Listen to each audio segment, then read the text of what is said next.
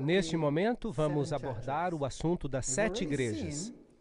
Já vimos que devemos ler este tema de forma histórica e contínua. Bem-aventurado o que lê e ouve as palavras desta profecia e guardam as coisas que nela estão escritas, porque o tempo está próximo. Apocalipse 1:3. Em cada período da história há um tempo presente. O tempo está próximo e, com certeza, particularmente para a nossa época. Eu fui arrebatado no Espírito do Senhor, eu ouvi por trás de mim uma grande voz, como de trombeta, e vimos o grande Epanados, o paralelismo de Apocalipse 1, que nos diz que Jesus é o centro de todo o livro e de toda a Bíblia, que Ele é o grande Eu Sou. Vimos como no livro de Gênesis o homem perdeu acesso à árvore da vida, a morte passou a existir, ele passou a trabalhar, ele perdeu o domínio, ficou nu e foi separado de Deus. E vimos no primeiro capítulo como ele iria chegar a uma restauração que viria para lhe outorgar o acesso à árvore da vida, a vitória sobre a morte, o maná escondido, Jesus, que acabaria com essa fome espiritual para sempre, e o domínio se estabeleceria, roupas brancas e não mais separação de Deus. E então tivemos uma pequena introdução às 7 igrejas. Em Apocalipse 1, verso 11, as 7 igrejas são nomeadas: Éfeso, Esmirna, Pérgamo, Tiatira, Sardes, Filadélfia e Laodiceia. E eu disse que cada uma delas tem um significado bem particular. Vamos percorrer esses 7 períodos de tempo, tais como são descritos no livro do Apocalipse e apresentados por ele, aquele que caminha por entre os 7 castiçais de ouro. Portanto, temos um período de tempo no ministério de Cristo, quando ele está dentro do santuário, oficiando no lugar santo. Não vamos então falar de escatologia, dos eventos que se sucedem perto do final da história, mas temos que seguir um percurso através da história, porque ele está no meio dos 7 castiçais como o Filho do Homem. E agora também vimos no primeiro capítulo, brevemente, que as 7 igrejas representam a antiga rota postal. Começando com Éfeso, seguia-se Esmirna, Pérgamo, Tiatira, Sardes, Filadélfia e Laodiceia. Não é surpreendente que esta sequência seja a que está aqui mencionada? Deus é verdadeiramente espantoso.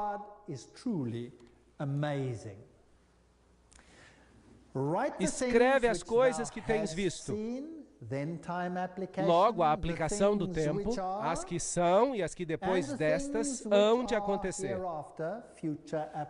A aplicação ao futuro e o mistério das 7 estrelas que viste na minha destra e dos 7 castiçais de ouro. As 7 estrelas são os anjos, os mensageiros. São as 7 igrejas. Então, a igreja é o meio pelo qual Cristo dissemina a verdade. Então, vamos à Turquia, Ásia Menor, onde encontraremos essas igrejas. Esta é a cidade de Istambul, e aqui você encontrará algumas das mesquitas mais belas do mundo. Encontrará os restos da grande batalha entre as religiões, o Império Otomano, o grande forte dos otomanos, pontes sobre o Estreito de Bósforo, matrimônios, gente que vive ali hoje, do mesmo jeito que em todas as partes do mundo. Todos lutam para ganhar a vida e buscam alguém a quem amar. Esse é um jovem casal comprometido. Ela está vestida de rosa aqui, e ali está a carruagem sobre uma das 7 colinas de Istambul. Constantinopla. Esta é uma das cidades com 7 colinas. Roma é a outra cidade com 7 colinas. E é interessante que ambas foram capitais do Império Romano. E aqui está a grande mesquita azul de Istambul. tremendas edificações que representam uma das maiores religiões do mundo. Vamos tratar de alguns desses assuntos à medida que nós avançamos no livro de Apocalipse. Aqui está a Santa Sofia, um lugar muito interessante. Hoje é um museu, mas costumava ser uma igreja cristã nos tempos bizantinos. Quando os muçulmanos tomaram controle no período bizantino e no período pós-bizantino, transformaram-na numa mesquita e hoje em dia é um museu. É interessante que nesta igreja existem relevos cristãos pintados sobre a parede. E quando os muçulmanos tomaram o controle, pintaram as paredes de branco, tomaram tinta branca e passaram por cima. E assim que desapareceram do lugar. E agora, com o passar do tempo, a tinta branca está desvanecendo, assim que quando alguém entra na igreja, vê os relevos cristãos. E se olharem atentamente, conseguem ver. Interessante, para mim é algo simbólico. É como se as grandes barreiras entre as religiões estivessem desaparecendo. E elas estão se unindo em uma só. Tempos interessantes que o mundo está enfrentando. Estes são canais subterrâneos onde você pode fazer compras, mas é bem escuro lá embaixo. Com certeza é um país bem interessante. Um dos países mais fenomenais para se visitar. Excelentes instalações, culinária deliciosa, a mistura de terceiro mundo e primeiro mundo em um só. A grande cidade de Troia existiu aqui. E aqui estão as ruínas dessa cidade. Isso é o que restou do povo dos troianos. Aqui é o local onde Paulo pregou numa noite, e deve ter sido um pregador tedioso, porque seguia pregando horas e horas. Assim como eu, porque o pobre do Eutico não pôde suportar mais e acabou dormindo. E aqui estão alguns dormindo enquanto eu estou falando. Mas ele caiu da janela e quebrou o pescoço. E Paulo fez um milagre, orou por ele e ele ressuscitou. Esse foi o lugar, mas hoje é apenas um porto marítimo, de onde os pescadores saem nos seus barcos. E aqui é onde temos o cenário das 7 igrejas, nessa região. Assim que cada uma das 7 igrejas, onde Cristo é representado, está espalhando a sua luz ao mundo. Cada um desses nomes tem um significado particular. E tem um significado profético. Há uma certa característica descrita em cada uma dessas igrejas que se aplica a elas nesse tempo, mas também uma aplicação ao futuro.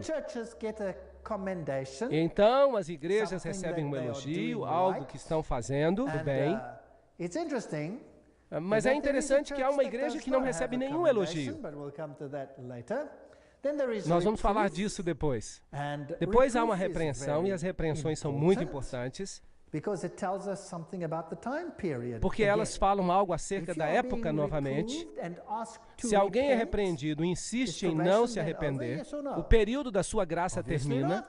Sim ou não? Claro que não. Porque se alguém pode se arrepender depois da repreensão, é porque o período da graça não pode ter terminado. Por isso, ninguém pode pegar essa profecia e lançá-la para o futuro, depois do tempo da graça. Isso violaria não só a terminologia, mas também a estrutura onde o texto é mencionado. Na estrutura do quiasma, esse texto se encontra no braço da parte histórica. Cristo está ministrando no lugar santo e não no lugar santíssimo. Assim que esse é um período do seu ministério que não pertence ao tempo do fim. Ainda que a profecia prossiga na totalidade do tempo cristão, até neste tempo, então há aqui uma repreensão, um conselho e uma promessa. Esta é a estrutura básica de cada uma das cartas às 7 igrejas. Agora, o primeiro é o povo de Éfeso. Era um povo muito próspero. Hoje, estas são as ruínas de Éfeso. Esta é a grande rua dos Curetes. Por aqui, Paulo deve ter caminhado quando ministrou neste lugar. E o nome Éfeso significa desejado. Assim que é uma condição desejável aquela na qual ela está, essa igreja tinha algo a seu favor. E se é a primeira época, porque lembrem-se, está escrito que é o que há de vir, que é a história da época presente de então, seguindo até o fim do tempo, porque é assim que Deus trabalha. Ele se preocupa com cada geração. Então, Éfeso deve ter sido o primeiro período do cristianismo, e se estudarmos os eventos, podemos colocar ali um tempo arbitrário, provavelmente cerca do ano 100 depois de Cristo, e podemos aprender algo acerca do que é e sobre o que era, enquanto aplicamos essas qualidades da igreja à história também. Bem, em Éfeso estava a sede de Diana, e Diana era a mãe dos deuses. E é aqui que Paulo teve aquela grande discussão sobre o tema, no qual ele disse que Jesus é o único caminho. E então houve um grande tumulto, porque eles disseram, não, ele está menosprezando Diana, a nossa deusa. E queriam fazer justiça com as próprias mãos. Assim que ela era mãe dos deuses, e havia um templo de Diana que foi construído em 480 a.C. E é interessante que o concílio cristão, o concílio de Éfeso, se deu nessa mesma cidade de Éfeso, e ali o título de Mãe de Deus foi dado a Maria. Portanto, há correlações interessantes com a sede da Mãe dos Deuses, e também aqui nessa cidade foi dado um título a Maria. Assim que este é um contexto para essa igreja. Vamos ler a carta à igreja, Apocalipse 2, verso 1 ao 3. Escrevo ao anjo da igreja que está em Éfeso, e diz aquele que tem na sua destra 7 estrelas, que anda no meio dos 7 castiçais de ouro. Já falamos sobre este texto. Eu conheço as tuas obras e o teu trabalho, a tua paciência, e que não podes suportar os maus. Este é o elogio. Assim que Jesus está lhes dizendo, eu sei o que você está fazendo, e eu me alegro com o que você está fazendo, porque você sabe distinguir entre o bem e o mal. E puseste à prova aqueles que dizem ser apóstolos. Assim que ainda neste tempo, já havia alguns que estavam tentando enganar, sim ou não? Mas eles foram provados, e foi o parâmetro que ajudou a distinguir se estavam do lado do bem ou do mal, certo? Deve ter sido a palavra de Deus. E puseste à prova aqueles que dizem ser apóstolos e não são. Assim que havia enganadores e mentirosos na igreja primitiva, como existem hoje. Qual é o parâmetro para se encontrarem os mentirosos? Os sentimentos? Ou deve haver algo mais objetivo para distinguir? Certo que deve haver algo mais objetivo. É a palavra de Deus. E sofreste e tens paciência e trabalhaste pelo meu nome. Este é um bom elogio para a igreja de Éfeso. Ainda tinham a sua integridade. Mas há uma repreensão. Tenho, porém, contra ti que deixaste o primeiro amor.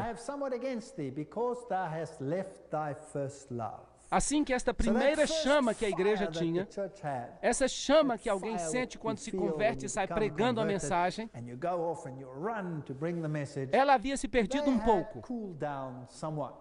Lembra-te, pois, de onde caíste e arrepende-te. Dá uma volta e pratica as primeiras obras.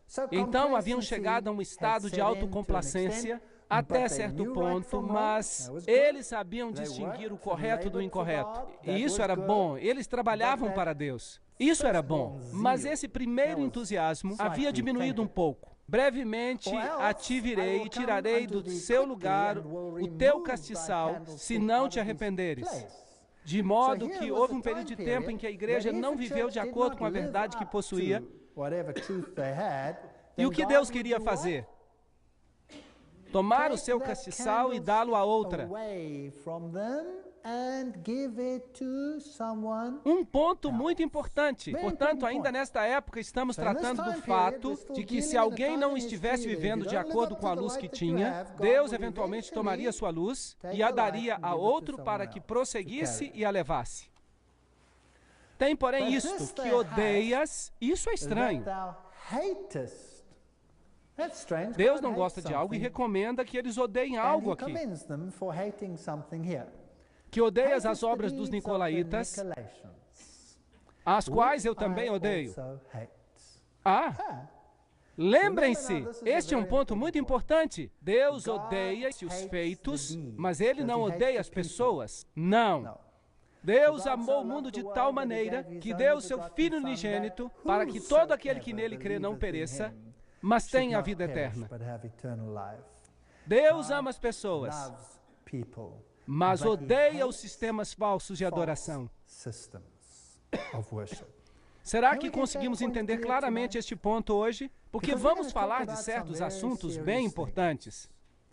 E eu não quero que tenham a impressão de que eu estou falando contra as pessoas. Estou falando acerca de sistemas. Entendemos isso?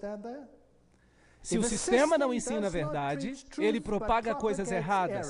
Então, Deus odeia esses sistemas. Sim ou não? Sim. Ele ama a verdade e odeia o erro.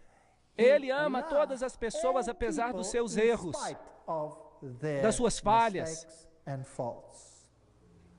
Ainda que antes que soubéssemos que Ele existia, Ele estava disposto a morrer por nós. Não nos esqueçamos disso. Assim que eles têm algo a seu favor, e é que odeiam as obras dos nicolaítas, as quais Deus também odeia. Então, a igreja primitiva tinha o discernimento de odiar os nicolaítas. Quem eram eles? Nicolaítas. Eles eram um grupo que ensinava, uma seita gnóstica, que ensinava que a lei de Deus não se aplicava ao homem carnal, porque o homem era carne e espírito. Portanto, aquilo que o homem fizesse na sua carne não se aplicava à sua espiritualidade. É uma forma comum de se pensar hoje também. De modo que o que os nicolaítas ensinavam nesse tempo, também o ensinam hoje. O culto a Nicolau era a Poseidon, o deus do mar. Os nicolaítas...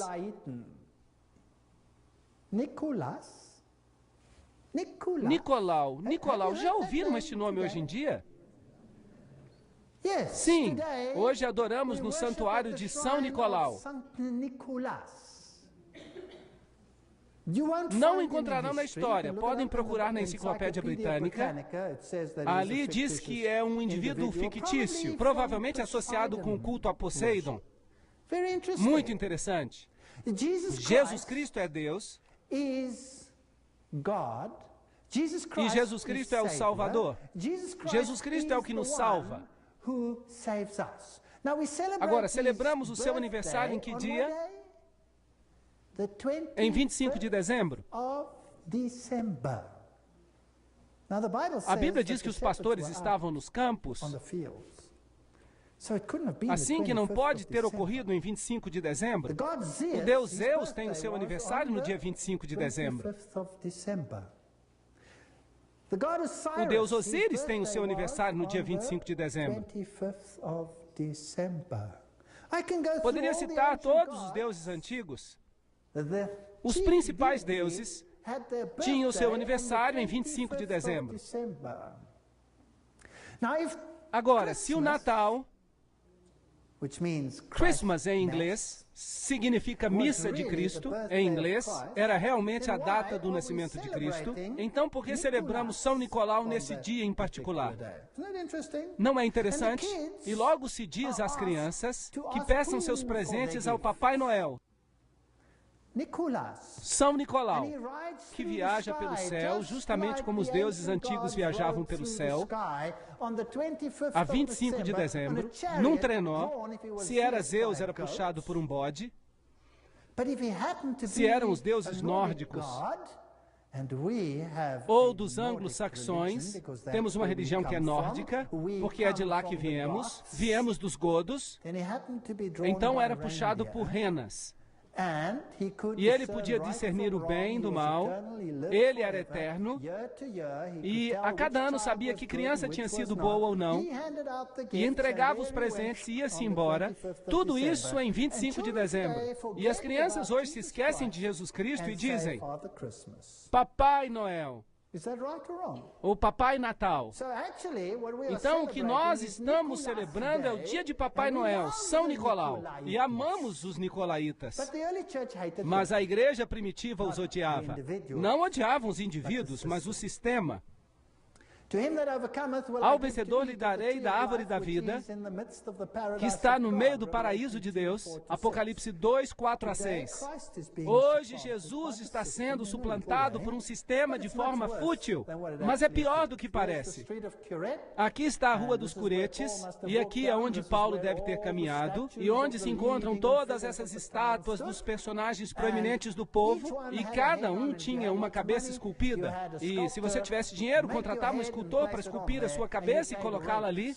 E alguns pagavam, como hoje em dia se aluga um telefone, uma casa ou algo assim. Agora, se alguém não tivesse mais dinheiro e deixasse de pagar, tiravam a sua cabeça e colocavam outra no seu lugar, até que voltasse a pagar para alugar o espaço. Assim que quando alguém caminhava por ali, estava em toda a sua glória, se por acaso tivesse dinheiro para pagar. E aqui havia um templo ao imperador Trajano. Templos que com certeza eram dedicados a muitos deuses. E ao imperador romano, que era como uma divindade. Ele era uma reencarnação do Deus Sol. Aqui a Câmara Municipal, uma bela biblioteca em Éfeso, o Templo de Domiciano, outro culto ao imperador, outra parte do templo, e com certeza temos as personagens escolásticas da antiguidade. Depois a igreja bizantina deixou aqui o seu rastro também. E para quem gosta de canos, estes eram muito bons, tubos que duraram todo este tempo. Aqui estão os banheiros públicos. E abaixo havia como que um rio, para que tudo fosse transportado para longe imediatamente. Não mudou nada, nós também temos um rio. Só que puxamos uma cordinha para que ele possa fluir. E você se sentava ali e podia conversar com o vizinho sobre o que estava acontecendo com a sua vida. Aqui também estão os banheiros escolásticos, a deusa Artemisa, que tinha muitos seios para alimentar as nações. E este é o anfiteatro onde aconteceu aquele tumulto com o ourives e as estátuas de Diana. Ficaram nervosos quando Paulo pregou acerca de um Deus diferente. E a história diz que Paulo fugiu daqui.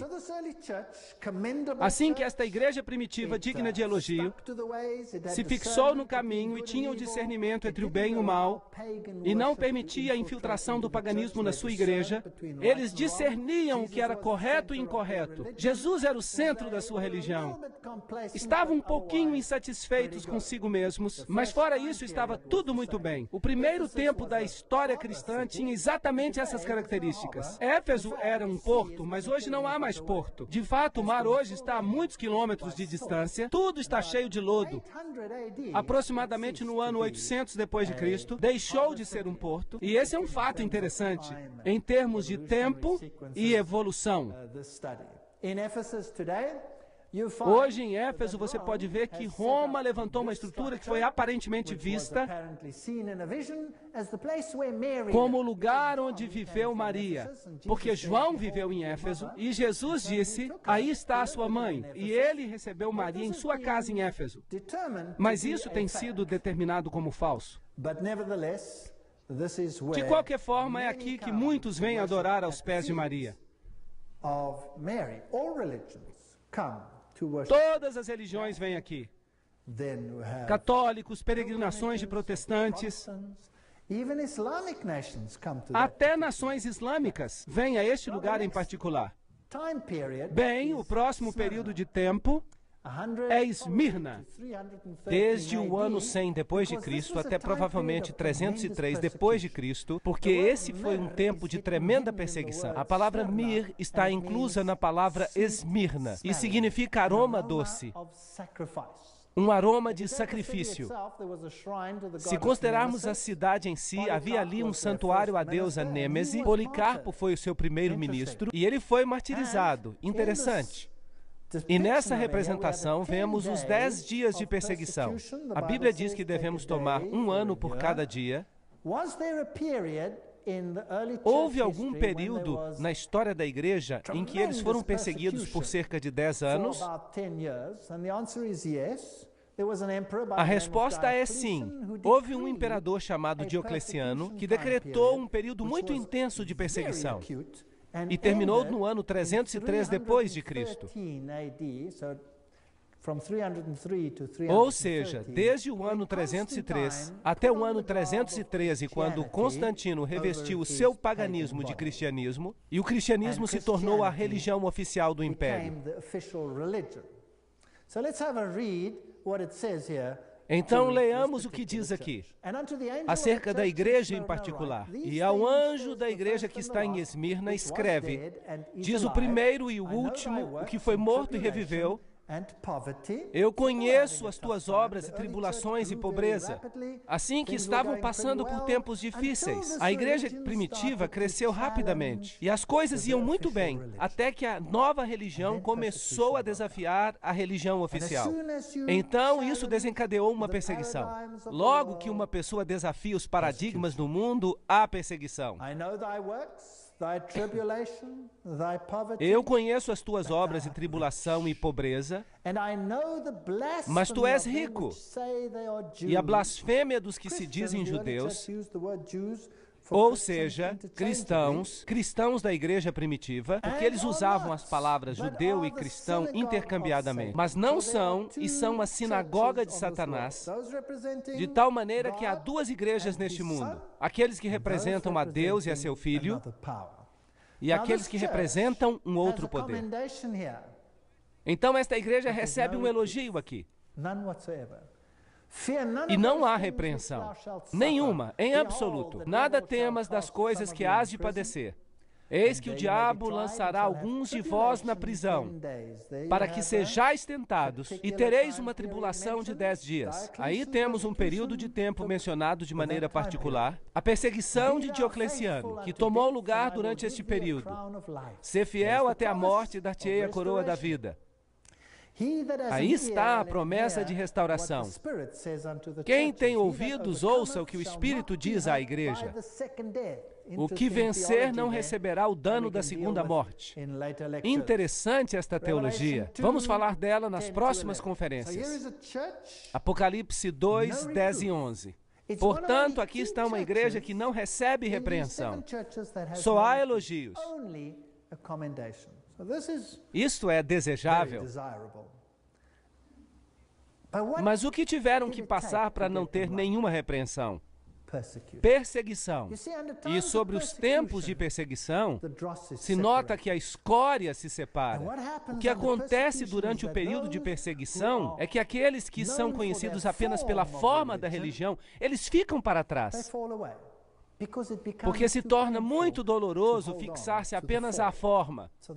Então eles se dão por vencidos. Portanto, se em verdade querem manter-se firmes durante o período de perseguição, mais vale que estejam bem fundamentados na rocha, mais vale que saibam aquilo no que acreditam. E é por isso que o livro de Apocalipse é muito importante, porque nos avisa que virá um tempo de angústia o qual nunca houve. E é bom que estejamos seguros daquilo em que cremos, para estarmos firmes durante esse tempo. Então, será que houve essa perseguição? Será que alguma vez existiu esse Diocleciano? Bem, eu vou levar vocês de volta à cidade das Palmas, Palmira, com esta grande rua de colunas romanas, como vimos na conferência anterior. E aqui estão as pilastras do templo de Bel, ao fundo, e esses grandiosos arcos. E enquanto você percorre a cidade, você chega a esse letreiro que diz Acampamento de Diocleciano. Interessante. Portanto, esse imperador tinha o seu acampamento e os seus soldados aqui, de onde ele dirigiu a sua perseguição à igreja primitiva. Muito interessante. Essa perseguição purificou a igreja de todos aqueles que se apegaram ao pão e ao peixe. Mas aqueles que se fixaram à rocha eles foram elogiados. De modo que este era o grande acampamento de Diocleciano, e a Esmirna moderna se chama Izmir, uma cidade bastante moderna. Isso é tudo que ficou da Esmirna antiga. Não é muito, mas há uma história muito interessante, de um tempo interessante. Aqui estão jovens se divertindo em Esmirna, como em qualquer outra parte do mundo. Sabem, eu acho que Deus os ama e ficaria contente, como Ele gostaria que eu e você tivéssemos conhecimento completo da verdade. Mas se uma pessoa tem a verdade e a defende, isso é o que pode acontecer. Perseguição. Este é o Coliseu onde foram perseguidos, onde Nero queimava os cristãos. Ele usava umas tochas humanas e as dava aos leões para comerem. Grande sofrimento e morte ocorreram aqui enquanto as pessoas eram aniquiladas por causa do ódio entre as religiões. Agora, estamos numa época muito interessante da história. Hoje em dia, a tensão entre as religiões está muito elevada. Vocês já notaram isso? Quem sabe a solução para o problema, que parece tão lógica, não é sermos tão fanáticos. É que é tão doloroso ser fanático. Por que não chegar a um acordo para que todos possamos nos dar bem, hein? É verdade, não teríamos nenhum problema com as centenas de religiões do mundo. Mas então há a perseguição e ela nos leva a destruir todos aqueles que pensam de um modo diferente daquilo que nós cremos. E aí começa um problema. Mas o que aconteceria se finalmente nos uníssemos? E se fingíssemos que servimos ao mesmo Deus? Então teríamos paz, paz definitiva. Será que sim? A paz se encontra em chegar a um acordo, sim ou não? Bem, esse é o problema que a igreja primitiva descobriu. Então chegou a perseguição e foram purificados. Então quando é que Satanás não pôde destruir a igreja com a perseguição? Quando ele queimava um, 10 tomavam o seu lugar, porque via uma fé dessas pessoas e o amor com que as suas vozes levantavam cânticos de seus lábios e orações em favor dos perseguidores. Não com bombas. E morriam por sua fé enquanto outros se levantavam e tomavam o seu lugar.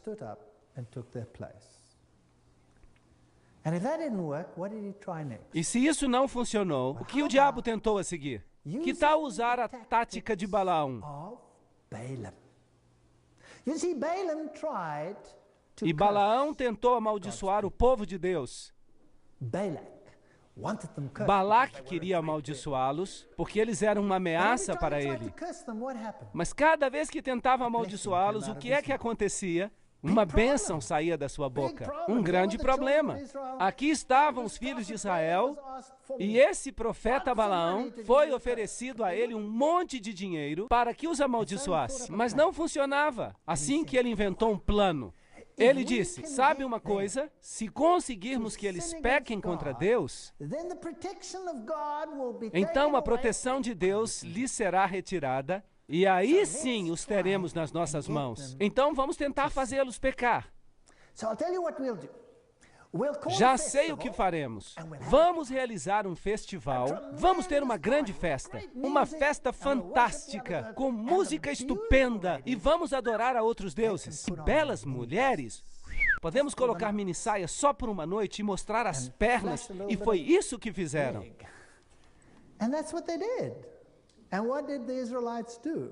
E o que os israelitas fizeram? Bem, eles tinham estado marchando pelo deserto e sua língua estava bem seca. E olharam para tudo isso e disseram, uau! E cederam. E o que aconteceu? Uma terrível praga veio sobre Israel. Vamos ver nesse caso se eles cederam. Pérgamo significa elevação. Elevar. Elevar o quê? Elevar o eu sobre o divino.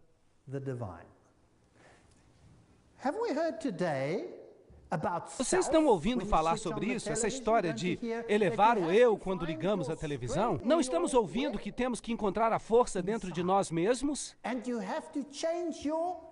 Temos que nos transformar a nós mesmos e que você tem que fazer tudo por si mesmo. Que essa é a nova forma de salvação. Pérgamos, elevar os caminhos do homem acima dos caminhos de Deus. É isso que se chama idolatria. De maneira que na capital romana da província da Ásia havia um templo a Zeus, Júpiter, também a Esculápio, o deus serpente, uma serpente que instruía os homens, uma serpente enrolada num poste. Será que temos esse símbolo hoje? Sim, o mundo da medicina o usa. O procônsul de Pérgamo tinha uma espada de 2 gumes. E é muito interessante que essa cidade era o bastão do clero. O sacerdócio babilônio é que a Babilônia foi conquistada pela Medopérsia e eles tomaram o controle da região babilônica. Mas os sacerdotes se rebelaram contra a Medopérsia. E então o clero foi expulso e se estabeleceu aqui nesta cidade. Assim que aqui estava o clero babilônico oficial, com suas antigas raízes. Interessante. Tomaram as pedras de paládio, as vestiduras, as quais eram as vestiduras de Dagon. Tinham um manto de peixe e tinha uma mitra relacionada com o peixe, com a forma de uma boca aberta sobre a cabeça. Muito interessante, porque eles representavam a Dagon, o deus dos peixes. E ele era chamado de Pontifex Maximus, a ponte entre o céu e a terra. De modo que você era salvo pela mediação da igreja, em vez da mediação de Cristo. Portanto, eles eram a ponte entre o céu e a terra, junto com as chaves e a mitra. Então, os sacerdotes tinham as chaves, 2 chaves, a chave para o céu e a chave para o inferno. Muito interessante. E eles eram chamados de os reis pontífices de Pérgamo. E o último foi Átalo III. Ainda antes dessa região se converter ao cristianismo. Átalo III, quando se deu conta de que Roma ia conquistá-los pela força, deu o seu título ao imperador romano. Por isso, quando você vai a Roma hoje, pode encontrar relacionadas ao imperador romano as letras PM, Pontifex Maximus, o construtor de pontes. E os imperadores romanos, como vimos antes, eram deuses. Assim que você podia orar para eles, e eram eles que abriam as portas do céu para os homens. Agora, é interessante que as mesmas letras PM não se encontram apenas após os nomes dos imperadores romanos, senão também relacionadas ao nome de quem? Dos papas. Se encontram as letras PM, Pontifex Maximus, então esse título se atribuiu através da história aos imperadores romanos e finalmente aos pontífices de Roma, que, por acaso, também tem 2 chaves. As chaves que se referem a quem? De Pedro, e que tem também as mesmas vestes, com a mitra, que representa a Dagon. Como foi que tudo isso chegou à igreja cristã? Agora, em 378 depois de Cristo, o imperador cristão Graciano recusou o título. Portanto, aqui estavam os imperadores romanos e de repente um diz: não, eu não quero esse título. E então ficou sem dono até que Damaso se tornou bispo de Roma, e foi assim que o título chegou a ser parte integral do pontificado romano. Então, hoje ainda existe esse título. Mas o que foi que aconteceu aqui a Pérgamo? Bem, foi aqui que chegou o comprometimento, a mescla. Em Pérgamo temos um grande altar de pedra, e o qual era com certeza um altar aos deuses, dedicado a todos os deuses do panteão. Uma batalha tremenda está representada nele, entre as forças do bem e do mal. Apocalipse 2, 12 e 14 diz Ao anjo que está em Pérgamo, escreve: isso diz aquele que tem a espada aguda de 2 fios. Jesus está falando acerca da palavra de Deus. E aqui vemos um outro que também tem uma espada. Mas ele é um mediador terrestre. Eu conheço as tuas obras e sei onde habitas. Lembrem-se que ele está falando à sua igreja. E eles viviam onde? Onde está o trono de Satanás. De maneira que esse sacerdote, que supostamente é outro, Babel, portal para Deus, é uma abominação de Satanás. É a sede de Satanás, que é onde está o trono de Satanás, e retens o meu nome. Ou seja, que essa igreja estava firmada na verdade, apesar dessas circunstâncias, e não negaste a minha fé ainda nos dias de Antipas. Um nome muito interessante. Minha fiel testemunha, o qual foi morto entre vós, onde Satanás habita. É a segunda vez que isso é mencionado aqui. Então aqui vemos alguém que preferiu morrer a negar a sua fé. E ele se chama Antipas. Bem, agora Antipas poderia ser, alguns dizem, um personagem histórico. Este ou aquele, um pastor dessa igreja, que foi fiel nesse tempo. Mas a palavra Antipas também significa antipontífice, assim que o nome poderia ter um sentido espiritual. E significava esse indivíduo que dizia ser capaz de mediar entre Deus e o homem, de modo que a mediação havia se deslocado de Deus e de Cristo para o homem. E isso era um problema. E o povo foi elogiado por ser Antipas. Mas umas poucas coisas tenho contra ti. Aqui está a repreensão. Porque tens aí os que seguem a doutrina de Balaão. Aqui está, que ensinava Balaque a lançar tropeços diante dos filhos de Israel, para que comessem dos sacrifícios da idolatria e se prostituíssem. Assim que algo havia estado escondido dentro da igreja, porque há alguns que seguem a doutrina de Balaão. Já falamos da doutrina de Balaão. Qual era? Condescendência, mesclar, fazer com que pecassem, instá-los a quebrar a lei de Deus, e assim os teremos sob controle. Assim temos um comprometimento no qual uma doutrina está sendo ensinada, ensinando às pessoas o caminho equivocado, e começam a servir a outros deuses. E é isso justamente o que vai acontecer com a igreja cristã. Deus nos adverte aqui. Tenham cuidado, o comprometimento, as concessões ocorrerão, isso por causa de Constantino. Constantino diz, vamos acabar com os conflitos, casemos as igrejas, e acaba-se o conflito entre o paganismo e o cristianismo. Por isso emitiu um medalhão no qual, de um lado, há os servos de Jesus Cristo e do outro lado, as divindades pagãs. Mas ele tinha um problema. Ele tinha um problema, sabem qual era? A palavra de Deus. Constantino tinha um problema com a palavra de Deus, porque ela é como uma espada de 2 gumes. E então o que ele fez? Ele disse, cheguemos a um acordo. Vou dar uma palestra completa sobre este tema. Então conseguiu que o seu sacerdote, chamado Eusébio, reescrevesse porções da Bíblia. E mandou 50 cópias,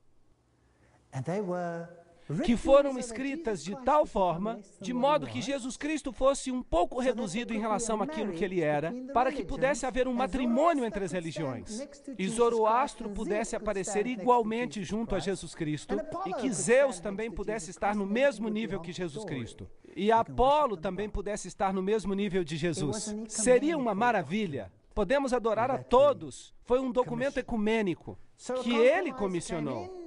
Então chegou o comprometimento e o acordo, e Jesus teve que se rebaixar, e a obediência a Deus foi substituída pela obediência ao homem. E o problema era a doutrina de Balaão. Mas também temos os que seguem a doutrina dos nicolaítas. Ups! Os primeiros odiavam a doutrina dos nicolaítas, estes agora se apoiam nela. Arrepende-te, pois, em breve virei a ti, sobre eles batalharei com a espada da minha boca. Quem tem ouvidos, ouça o que o Espírito diz às igrejas. Ao que vencer, darei a comer do maná escondido, e dar-lhe-ei uma pedra branca, e na pedra um novo nome escrito, o qual ninguém conhece, a não ser quem a recebe. O comprometimento são os maiores males de todos, porque são enganosos. Aqui está a grande cidade.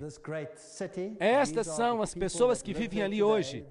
O mercado, ainda do terceiro mundo, o muro vermelho, o muro de fora, o templo de Dionísio, o templo de Trajano, o templo de Zeus ou Júpiter. Há um poço que o imperador Guilherme fez, mas o acabou tirando e levando tudo a Esculápio, Asclépio, que era uma das divindades adoradas em Pérgamo.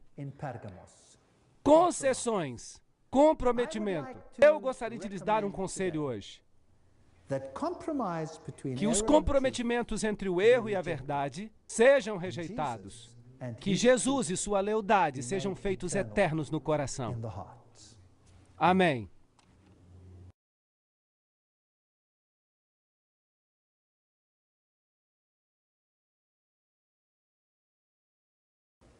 Na sessão passada, chegamos até Pérgamo, uma das igrejas entre as 7 que vimos que estava fazendo concessões. A igreja havia entrado num compromisso e vimos algumas pessoas que se agarravam às doutrinas dos nicolaítas, quando antes haviam sido rejeitadas. Aqui há um grande anfiteatro dessa cidade e um poço, e o período seguinte de tempo é o mais triste na história da igreja. Porque uma vez que uma pessoa aceita as concessões,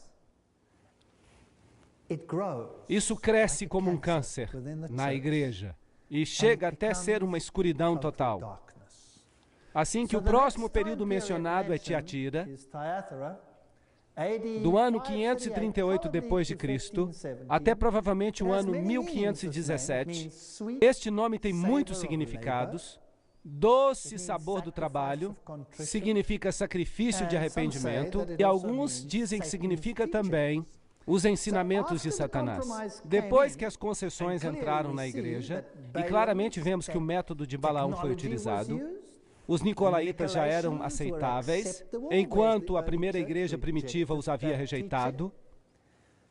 Aqui temos um período de tempo de escuridão, que começa aproximadamente no ano 538 depois de Cristo. O decreto de Justiniano foi emitido para designar o bispo de Roma como corretor dos hereges, e agora a palavra não era mais o parâmetro que decidia o que era bom e o que era mal, mas o ser humano era quem tomava o papel de decidir o que a pessoa deveria crer.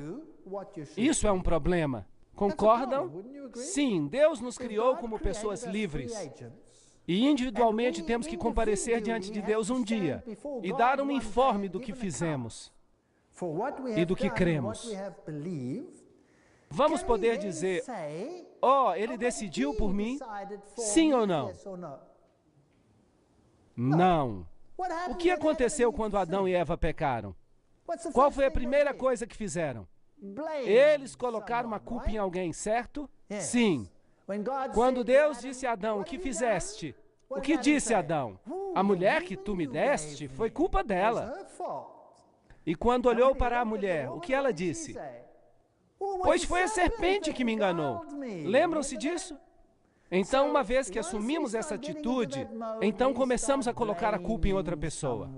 Estamos vivendo numa sociedade que transfere a culpa. Já notaram isso?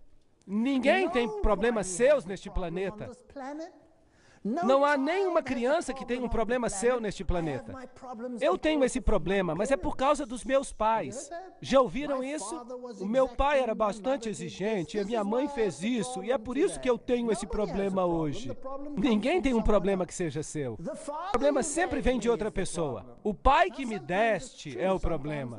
Às vezes é verdade, mas essa é uma tendência do mundo. São as outras pessoas que têm culpa. Agora, então, havia um corretor de hereges. Havia alguém que decidiria por nós aquilo em que deveríamos acreditar. E se não fizéssemos do jeito que ele decidiu, o que aconteceria? A morte. Seria o seu fim. Assim que esse é o período da história em que o homem chega a ser o padrão para todos os demais. É conhecida como a Idade das Trevas. Uma vez que uma pessoa rejeita a luz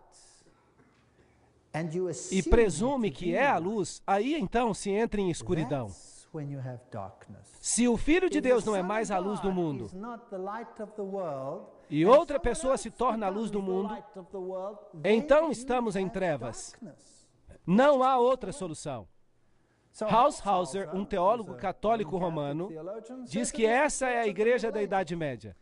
Nessa cidade havia um templo ao deus Apolo, deus Sol, e havia um altar a uma deusa feminina.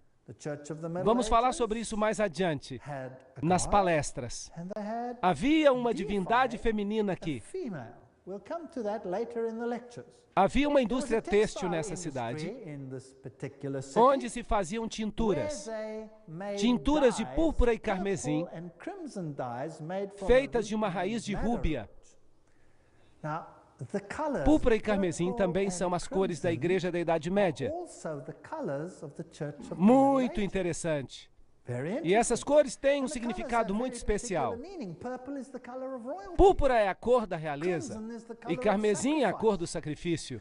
Assim que eles assumiram uma posição de realeza e sacrifício, que não deveria se aplicar a mais ninguém a não ser Jesus Cristo. Eles se estabeleceram como normas, são eles que podem perdoar o pecado. São eles que dizem, vinde a mim, todos que estáis cansados e oprimidos, e eu vos aliviarei. Vinde a mim e confessai os vossos pecados, e eu vos darei absolvição. Quando Jesus diz, eu sou o caminho, a verdade e a vida, confessem os pecados a Deus. Portanto, havia aqui um problema. Logo nessa história, à medida que a cidade se desenvolve, está a história de Jezabel. Agora, se olhamos para o Antigo Testamento, vemos que Jezabel foi uma princesa fenícia. Ela se casou com Acabe, o rei de Israel, e levou todo o povo de Israel à adoração do sol. Podem ler o relato em 1 Reis 18:4 e 2 Reis 9:22. Jezabel levou o povo à adoração de Baal. E nesse período de tempo, havia sacerdotes de Baal. E havia também sacerdotes de Astarote. Astarote era uma divindade feminina adorada. Então havia uma divindade masculina e uma divindade feminina. Isso é muito interessante. E se podia orar às duas. Havia sacerdotes de uma divindade e de outra. Agora, a Igreja da Idade Média fez exatamente o mesmo. Encontramos todo um clero dedicado a Maria. E também um clero dedicado a uma divindade masculina. É interessante. Eu conheço as tuas obras, e o teu amor, e o teu serviço, e a tua fé. Lembrem-se que a carta foi escrita à Igreja de Deus vivendo nas circunstâncias que vimos, às vezes bebendo dessa fonte. E isso é muito triste. E a tua paciência e que as tuas últimas obras são mais do que as primeiras. Portanto, aqui temos uma declaração acerca das obras. Não me interpretem mal. Não há nada mal nas obras, porque a fé sem obras é morta. Mas se as obras tomam o lugar da fé, então a fé também está morta. Entendem? De modo que havia aqui uma igreja que havia transferido a ênfase da fé para as obras.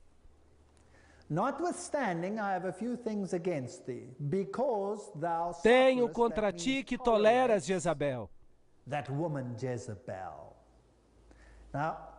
Bem, pode ter existido aqui uma Jezabel literal. Alguns dizem que sim, e que havia durante esse tempo uma mulher que controlava a indústria têxtil e que fazia roupas tingidas de púrpura e carmesim. Mas é óbvio que a Bíblia usa algo literal que existia nessa época e o aplica para o futuro e aplica a toda esta grande apostasia que sucedeu quando Acabe era rei de Israel e se casou com Jezabel. Em outras palavras, entrou em uma relação com o paganismo. Ficou claro? E aqui está este rei que se casa com o paganismo, assim que a Igreja de Deus estava aceitando o paganismo e estava mesclada com a sua essência. Então eles suportam e toleram essa mulher, Jezabel, que se chama de profetisa. E cabe esclarecer que profetizar significa pregar e também significa transmitir visões. E você tem que tirar do contexto qual dos significados está sendo usado aqui. Obviamente aqui se refere à pregação. Ensinar e enganar os meus servos para que se prostituam e sejam infiéis a Deus e sirvam outros deuses. E comam dos sacrifícios da idolatria. Uau! Está bem específico. A idolatria. E comer e beber passa a ser uma parte da idolatria. Seria bom esclarecer que Deus sempre advertiu o seu povo a não comer comida sacrificada a ídolos. E aqui se menciona uma forma de idolatria específica. É importante ver que as divindades pagãs, Baco, Zeus, Júpiter, Osíris, a quem se rendia culto, isso era feito com biscoitinhos redondos, pães que simbolizavam os corpos, como se fossem corpos literais. Foi durante essa época que isso entrou no sistema da igreja, será? Sim, claro. E dei-lhe tempo para que se arrependesse da sua prostituição, e não se arrependeu. Eu lhe dei tempo, muito tempo para se arrepender. Mas o triste é que não se arrependeu. Eis que a porei numa cama, e sobre os que adulteram com ela virá grande tribulação, se não se arrependerem de suas obras. Mas não se arrependeram. Assim que esse sistema não mudará. Vai continuar a ser assim. Então Deus terá que tomar essa luz e dá-la a outra pessoa. Porque esse sistema não vai se arrepender. É um sistema problemático. E ferirei de morte os seus filhos, então os filhos sairão para fora desse sistema. E eles serão tão apóstatas como ela foi. E todas as igrejas saberão que eu sou aquele que sonda os rins e os corações. E darei a cada um de acordo com as suas obras. Portanto, se o seu critério são as obras, eu vou julgar você de acordo com as obras. E se leva as pessoas à idolatria, eu vou julgar você por isso. E aos restantes que estão em Tiatira, a todos quantos não têm essa doutrina, ou seja, nem todos seguiram esse caminho, chegou a haver uma grande divisão na igreja. E não reconheceram, como dizem, as profundezas de Satanás. Está aqui uma terminologia muito interessante. Conhecer as profundidades de Satanás significa que uma pessoa deve ter sido iniciada nos segredos do ocultismo.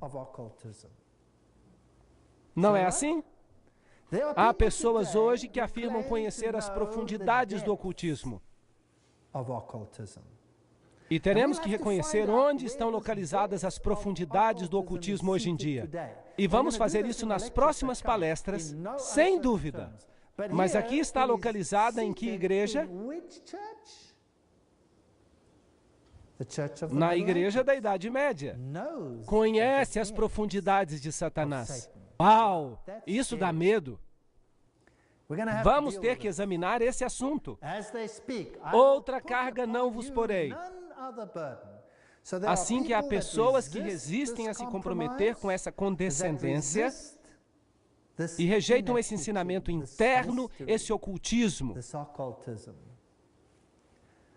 Mas o que tendes, retende-o até que eu venha. Esta é a primeira referência à vinda de Cristo. Portanto, é óbvio que estamos avançando no período de tempo. Desde um tempo em que a igreja sabia qual era a verdade, depois começou a ficar muito satisfeita consigo mesma e passou por um período em que houve uma grande perseguição e foi purificada, Esmirna, e então entra num período de concessões, quando a verdade começa a se misturar com o erro. É um período em que o homem se postula a si mesmo como padrão para decidir o certo e o errado. E então subverte a religião e substitui a palavra.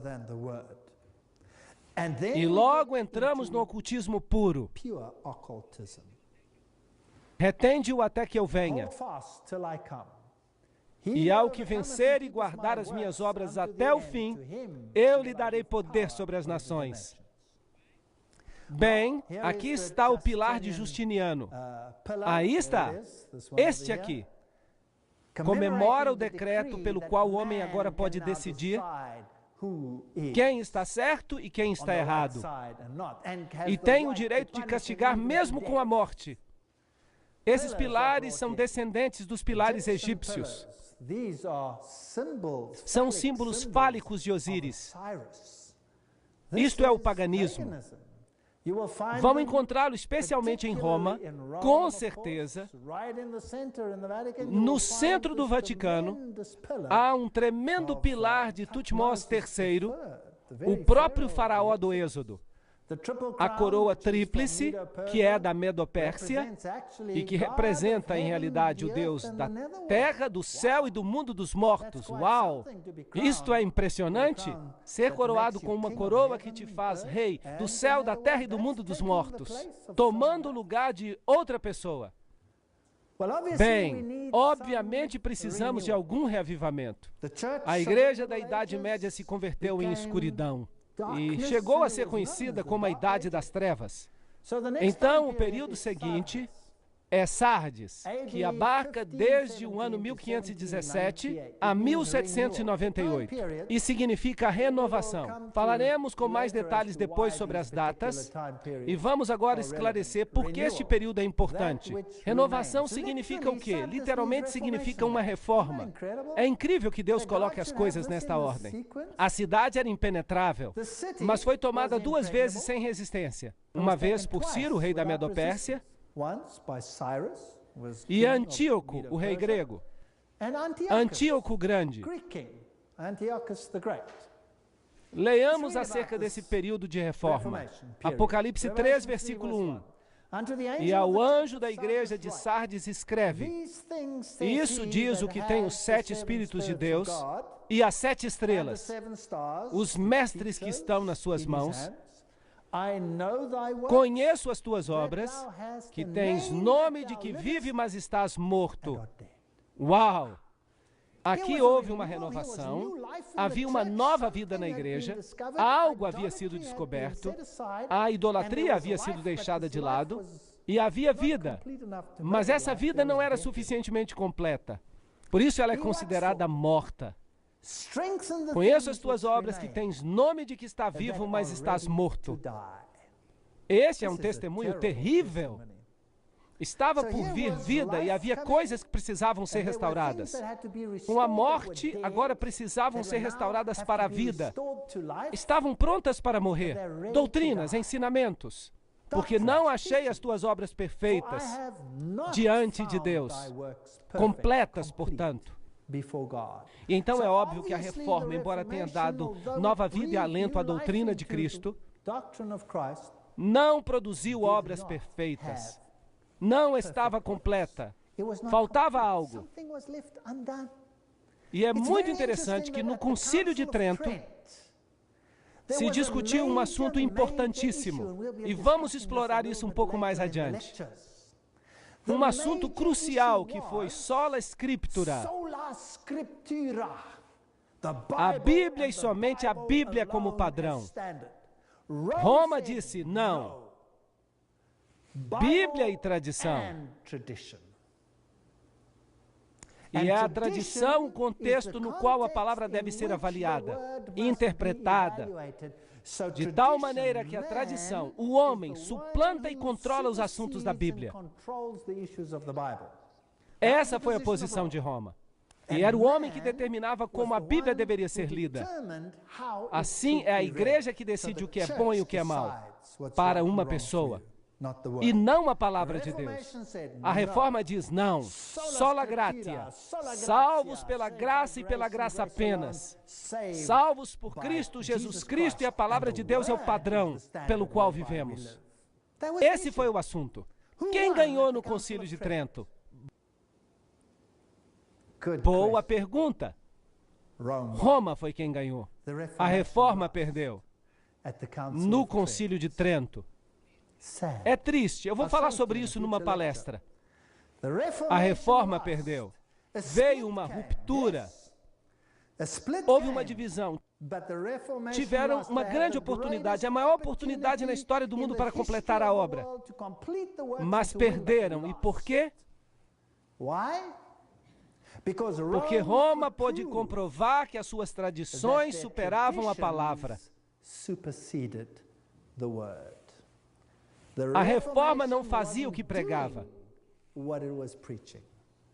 A Reforma dizia, sola Scriptura, a palavra de Deus e somente a palavra de Deus. Então a igreja perguntou, guardam todos os ensinamentos? Então, por que seguem Roma em alguns assuntos e ignoram a Bíblia nesses assuntos? Por que deixam a Bíblia de lado? Um cardeal se levantou e fez um discurso, e vou voltar a essa questão numa palestra mais lá na frente. Ele disse, porque aceitam as nossas tradições sobre a palavra e transgridem os seus próprios preceitos. Não sabem o que dizem, vocês são apenas uns rebeldes. E a Reforma perdeu porque não era perfeita diante de Deus. Uma história triste. Lembra-te, pois, do que tem ouvido e recebido, e guarda-o e arrepende-te. E se não vigiares, virei sobre ti como um ladrão. E não saberás a que hora virei sobre ti. Esta também é uma história muito triste. Se você rejeita a luz, mais cedo ou mais tarde não conseguirá distinguir o tempo em que vive. E a vinda de Cristo será uma surpresa total. Mas também há em Sardes algumas pessoas que não contaminaram as suas vestes. Então nem tudo estava perdido. A Reforma foi uma ferramenta poderosa, só que não terminou o seu trabalho, não o completou, não chegou à meta. O trabalho não ficou completo diante de Deus. E comigo andarão de branco. Pergunto, quem são eles? Será que estamos falando de João Hus? Seria Tyndale? Seria Wycliffe? Seria Martinho Lutero? Seriam todos esses grandes reformadores? Sim, eles são dignos, porque eles se mantiveram firmes naquilo que consideravam ser a verdade. O que vencer será vestido de vestes brancas, e de maneira alguma o riscarei do livro da vida. E confessarei o seu nome diante do meu Pai e diante dos seus anjos. A propósito, este é um texto interessante. Não diz aí, escreverei o seu nome no livro da vida. Diz, não riscarei o seu nome do livro da vida. Incrível! O que isso quer dizer acerca de Deus? Quantas pessoas Deus quer salvar? A todos! Sabiam que todos que nascem desde o princípio estão escritos no livro da vida? E é a decisão de cada um se o seu nome vai permanecer ali ou não. Uma história triste. Esta é Sardes, como ela parecia. Isso é tudo que sobrou. Aqui está uma mulher muçulmana que nos acompanhou nesse tour. É uma história maravilhosa porque ela aceitou o cristianismo e teve que fugir para salvar a sua vida. Aqui está uma igreja bizantina, coberta, agora há uma fazenda.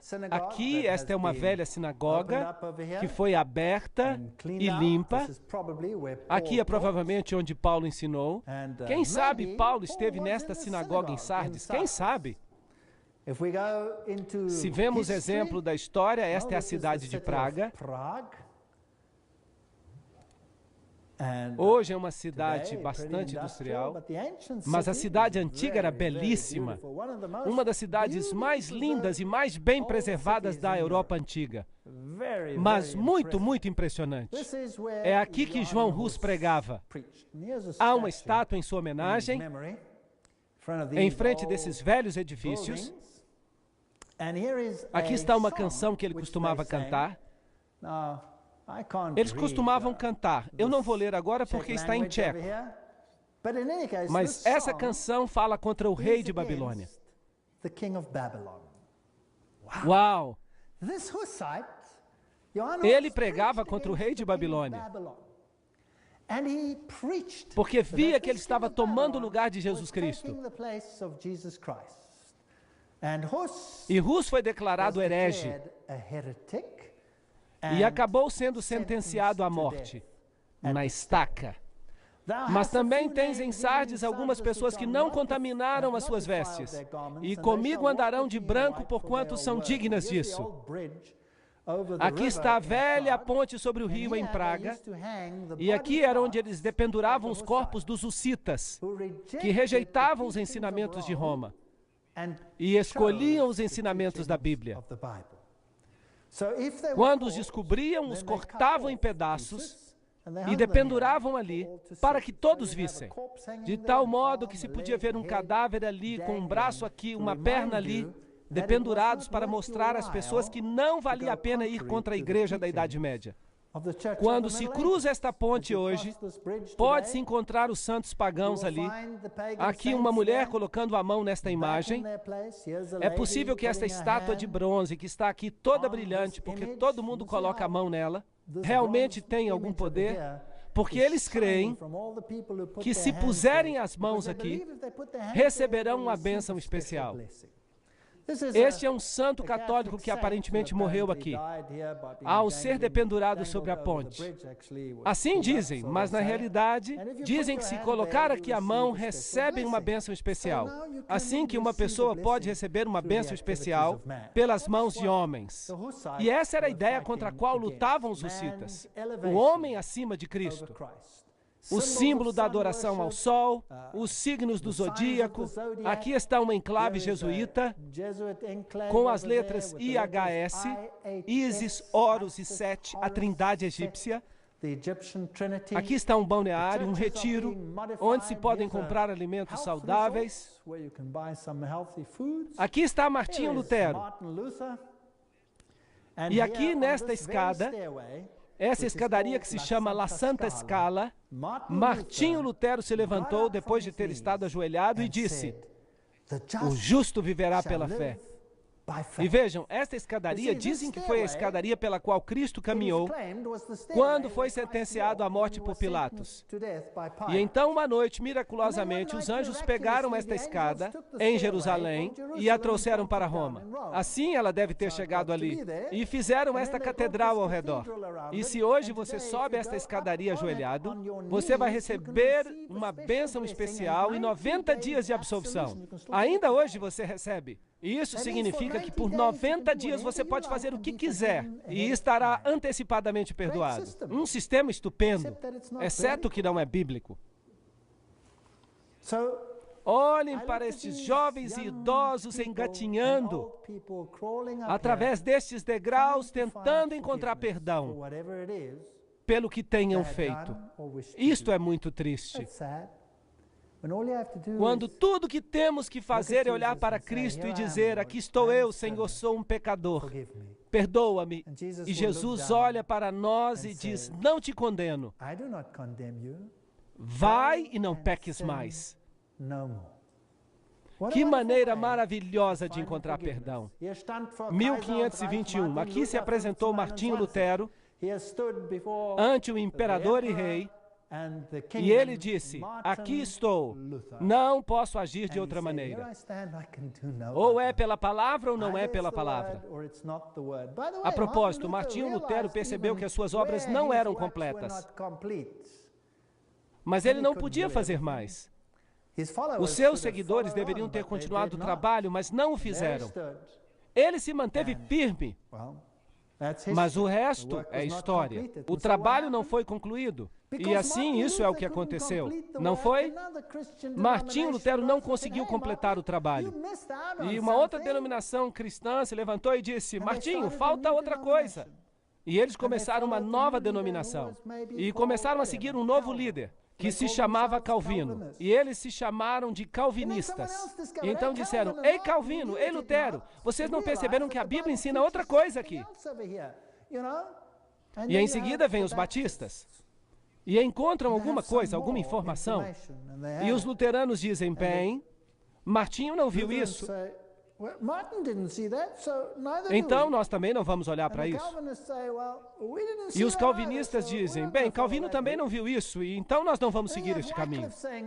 E então vem os que seguem Wycliffe e dizem: encontramos algo fantástico aqui na Bíblia.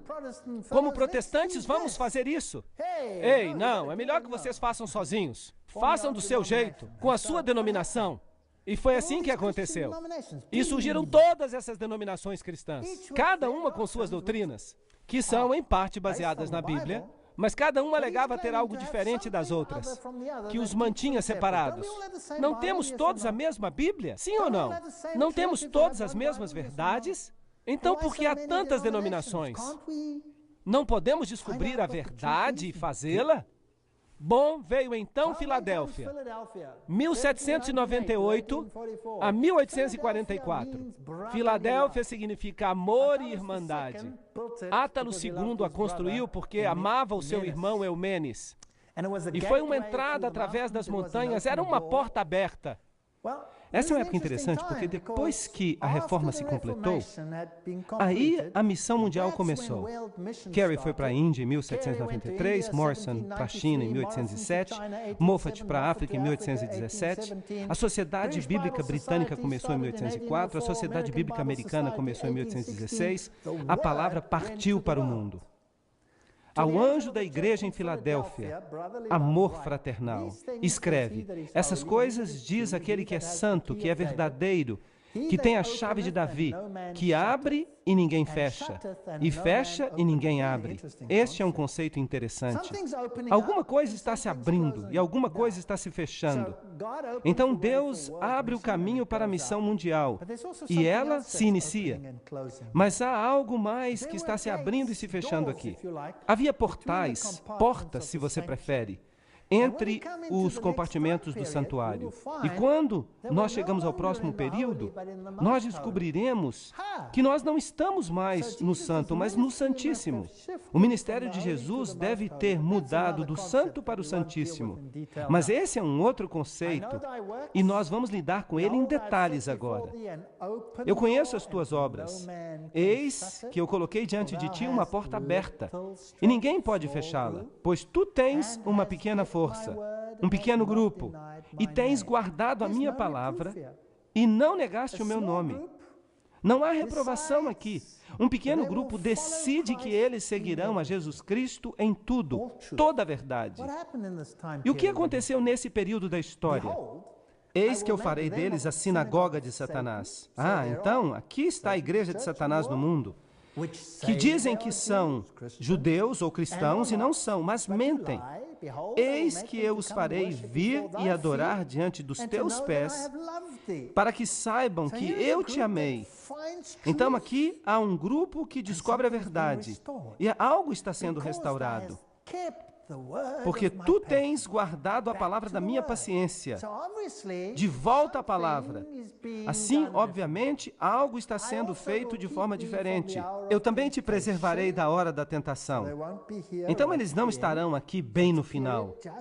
Dessa forma, é um período bem antes dos últimos grupos na terra, que virá sobre o mundo para tentar aqueles que habitam sobre a terra. Eis que eu venho logo. O que ele falou na igreja anterior? Agora eu venho logo. Vocês percebem que o tempo está cada vez mais curto? Então, obviamente, nós nos movemos na história de um tempo em Sardes, quando se menciona que ele vem como um ladrão, para um tempo em Filadélfia, em que se diz que ele está vindo logo, isto é, imediatamente antes dos eventos finais. Mas esse grupo não chegará até os eventos finais, porque eles serão preservados da hora da tentação. Preserva o que tens, para que nenhum homem tome a tua coroa. Apocalipse 3, 9 a 11. O que aconteceu na história? Bem, se você for até Filadélfia, você encontrará algumas ruínas de igrejas bizantinas ali. Pertencem à Idade Média. Esta velha senhora aqui tem uma conotação interessante para mim. Ela me ensinou uma lição interessante. Ela deu um grande abraço e um beijo numa outra senhora que estava muito triste, que tinha sido marginalizada por outra pessoa. E ela me olhou reprovadoramente. E eu sempre me lembro daquele olhar, porque ele me ensinou algo. Ela me ensinou que eu tenho que valorizar mais as pessoas do que elas mesmas se valorizam. Mas eu só vou contar essa história para vocês em outra ocasião. Aquele que vencer, eu farei dele uma pilastra no templo do meu Deus. E ele não mais sairá. Vida eterna. E eu escreverei sobre ele o nome do meu Deus. O caráter de Deus estará sobre ele. E o nome da cidade do meu Deus. Ali está o caráter do meu povo, que é a Nova Jerusalém, que desceu do céu. Notem, não uma cidade com um péssimo sistema de esgoto aqui da terra. Não, ela desce do céu, do meu Deus. E eu escreverei sobre ele um novo nome. Apocalipse 3:12. Por isso, Filadélfia é um tempo de renovação, quando os ensinos da Bíblia são levados a sério novamente e formam um ensino coeso, seguindo tudo o que está na Bíblia. A Bíblia também foi pregada a todo mundo, mas Satanás tentou confundir essa questão. E o povo de Deus, que deveria representar justiça e verdade. Então nós chegamos até a última igreja, Laodiceia. E se nós tomamos a profecia de Daniel, na qual a profecia dos 2.300 dias termina, essa data interessante de 1844, e nós faremos toda uma palestra sobre essa data, e por isso nós não vamos falar sobre ela agora. Laodiceia significa a nação do juízo. Isso significa que ela é a última. Se vocês me permitem dizer, trata-se do Yom Kippur antitípico. Cristo está no Santíssimo agora, porque nós nos movemos do aposento com candelabros, pães da proposição e altares de incenso para a arca do concerto. Então, ele se moveu para a próxima fase. E o Yom Kippur é uma época de juízo. Agora, essa cidade foi construída por Antíoco e recebeu o nome para homenagear sua esposa Laodiceia. Essa cidade era uma espécie de spa. Eles fabricavam colírio muito famoso, que era chamado exatamente disso, colírium. É como se dissessem que estavam ali para conceder visão espiritual. Era uma cidade muito rica, mas foi destruída no ano 60 por um terremoto. Foi reconstruída com seus próprios fundos, porque eles eram ricos. Eles tinham tudo. Ali estão as ruínas de Laodiceia. Algumas delas ainda estão sendo escavadas. Aqui está um velho anfiteatro que não foi escavado ainda. Aqui está um velho sistema de encanamento. Vejam esse isolamento ao redor dos canos. Coisa muito avançada. Eles utilizavam todos esses canos num sistema para levar água até a cidade. Agora, não muito distante dali, nós encontramos águas termais. Mas não havia águas termais em Laodiceia. Eles levavam a água através de canos. A água entrava quente. Era uma maravilha da engenharia. Mas quando ela saía em Laodiceia, a água não estava mais quente, ela estava morna. E se você bebesse água morna, você ficava com vontade de vomitar. Se ela estivesse quente, você podia bebê-la, porque você podia bebê-la como se fosse um chá. Se você a esfriasse, você também poderia bebê-la. Mas quando ela chegava ali, ela estava morna. Esta é uma história fascinante para a arqueologia. E eu conheço as tuas obras, que tu não és nem frio nem quente. Ahá! Oxalá foste fria ou quente, mas porque tu és morna e não és fria nem quente, eu estou a ponto de te vomitar da minha boca. Apocalipse 3, 15 e 16. Notem que aqui a repreensão não é: eu virei e tirarei de ti o teu candelabro e o darei a outra pessoa. A repreensão é: eu te cuspirei da minha boca. Você percebe que esta é a última igreja na terra. Não haverá retirada do candelabro, haverá apenas vômito. Esta igreja passará ao reino. Mas aqueles que estão em mornidão serão vomitados desta igreja.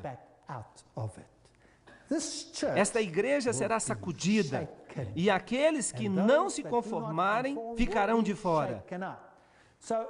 Vocês acham que esta igreja é perfeita? Não, isto é patético. Notem que ela é uma igreja morna.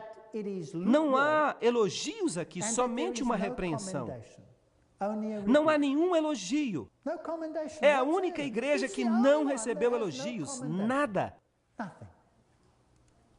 Não muito longe dali estavam as verdadeiras águas termais. E mesmo hoje, há ali muitos spas com ricos depósitos de carbonato de cálcio. E essas pequenas poças de água quente, elas se encontram em toda parte. É um lugar muito bonito. Eles ainda fazem ali alimentos saudáveis. Há anfiteatros. Vejam este camelo. Eu acho que ele precisa ir ao dentista.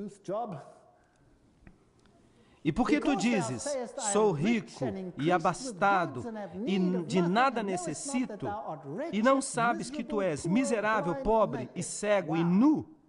Uau, esta igreja está encrencada. Aqui está um menininho juntando Gabberet. É uma pequena substância usada na indústria alimentícia que é também um anestésico. Mesmo hoje, essa área é conhecida por causa das suas plantas medicinais. E veja, nós temos uma mensagem associada com Laodiceia, uma mensagem de saúde, algo para o corpo físico, mas infelizmente eles pensam que estão ricos. Agora, Deus está interessado em riquezas literais? Sim ou não? Não. Em que eles são ricos? Sim, eles têm um conhecimento bíblico. Eles têm um conhecimento bíblico. Vejam que a reforma não conseguiu completar o trabalho. Vejam que a reforma não conseguiu completar a tarefa. A reforma se fragmentou por causa de uma tarefa incompleta. Então, o período de Filadélfia chegou e ocorreu uma consolidação. E a palavra foi mais uma vez apresentada em sua plenitude. E Laodiceia herdou esse conhecimento. Aqui estavam eles. Eles tinham o conhecimento. E o que eles fizeram com ele? Eles sentaram em cima do conhecimento. E o que eles fazem então? Eles ficam ricos e abastados e não têm necessidade de nada. Eles começam a brincar de igreja. A igreja deveria ser a luz do mundo. Mas essas pessoas brincam de igreja. E não entendem que são miseráveis, pobres, cegos e nus. São cegos, não têm discernimento. Eles estão vazios de Cristo. Vejam que a fé sem obras é morta. É verdade que as obras não ganham pontos para vocês, porque nós somos salvos pela graça e pela graça apenas. Mas, no entanto, se você não partilha essa graça, então há algum problema com você. E se você é rico, você crê que você tem a verdade, então por que partilhá-la com outras pessoas? Talvez isso deixe você constrangido. E há pessoas que podem acreditar que têm a verdade e que a verdade vai salvá-los. Bem, os judeus acreditavam nisso. E eles tinham a verdade, mas eles rejeitaram o Messias e o crucificaram. Eles não fizeram isso? Então, ter a verdade não salva você. Ter Jesus Cristo salva você. E se você tem Jesus Cristo, você vai sair e você não vai condenar aqueles que não conhecem a verdade. Você amará aqueles que não conhecem a verdade e você tentará ganhá-los para a verdade. Porque Jesus morreu por você e por mim, quando nós ainda éramos pecadores. Certo ou errado? E vai ser desse jeito. E eu quero lhes dizer algo. Ninguém, e eu vou dizer isso com toda dureza, ninguém é salvo por uma compreensão correta de qualquer doutrina. Vocês entenderam isso? Se vocês têm o conhecimento perfeito de como ser salvos, será que isso é suficiente para salvá-los? Não! Se você ficar ocioso com esse conhecimento, se você pensar que é rico e abastado, então você não será salvo. Apliquem esse conhecimento ao coração, façam de Jesus o centro, o alfa e o ômega de sua vida. Esse é o conhecimento que salva com as obras. Mas se vocês ficarem ociosos, isso não vai salvar vocês. Se vocês se tornarem ricos e abastados e ficarem discutindo picuinhas, pequenos detalhes, dizendo, eu tenho um conhecimento perfeito desta doutrina e, portanto, eu estou certo e você está errado, e você está perdido e eu estou salvo. Esta igreja tem uma compreensão tão plena que ela tem tempo para debater todos os detalhes e fica como um cachorro correndo atrás do próprio rabo, em círculos, sem chegar a lugar algum. Esta igreja é miserável. Então, se você está procurando a igreja perfeita para o tempo do fim, você não a encontrará. Tem que procurar uma igreja que é miserável, pobre, cega e nua. Então você vai encontrá-la. Como isso é possível? Eu te aconselho a comprar de mim ouro provado no fogo, para que tu fiques rica e vestes brancas, para que te possas vestir. Então, como você fica rico? E como você consegue as roupas da justiça? E como você cobre a vergonha da sua nudez? E como você consegue discernimento espiritual e colírio para que você possa ver? Aqueles a quem amo, eu repreendo e castigo. Sede zelosos, portanto, e arrependei-vos. Então, se vocês querem fazer o que é certo, Deus vai colocar vocês no fogo da aflição. E eu tenho más notícias. Qualquer um que descobre esta verdade fica quente. E você terá que cuidar de si mesmo e comer Geberet. E aqui está uma batida à porta. E aqui está um lindo campo pronto para a colheita. Eu tomei essa decisão de joelhos e eu estou sendo fiel a ela. Eis que eu estou à porta e bato, e se alguém ouvir a minha voz e abrir a porta, eu entrarei e cearei com ele. Deus não força ninguém. Eu cearei com ele e ele comigo. Aquele que vencer. Sim, nós precisamos vencer algo. Eu lhe considerei sentar-se comigo no meu trono. Assim como eu venci, estou sentado com meu Pai em seu trono. Essa é a história da igreja. Finalmente, eu tenho que lhes dizer que há um povo nesta terra que tem um conhecimento da verdade, mas eles ainda não são conhecidos por partilhar essa verdade. Eles são conhecidos por ficar ociosos e por ficar discutindo entre si a respeito das picuinhas de cada ponto particular. E ficam discutindo sobre sua perfeição ou sua falta de perfeição nesta questão ou naquela. Não é isso que precisamos fazer. Jesus é o centro. A verdade é importante, mas somente se ela for aplicada aos corações. E eu oro para que nós possamos compreender isso e que nós obtenhamos um conhecimento da verdade. Mas mais do que isso, para que nós não nos tornemos apenas como símbolos que retinem, precisamos encontrar a Jesus e aplicá-lo ao nosso coração. Nas próximas palestras, nós vamos descobrir que verdade foi jogada ao solo e pisoteada. Nós vamos descobrir o tamanho da encrenca na qual nós nos encontramos. Vamos descobrir quem está no controle, como eles controlam as coisas. Que Deus abençoe a cada um de vocês e que vocês venham às próximas palestras para que nós descubramos toda a verdade sobre a batalha entre o bem e o mal. Obrigado a vocês por terem vindo.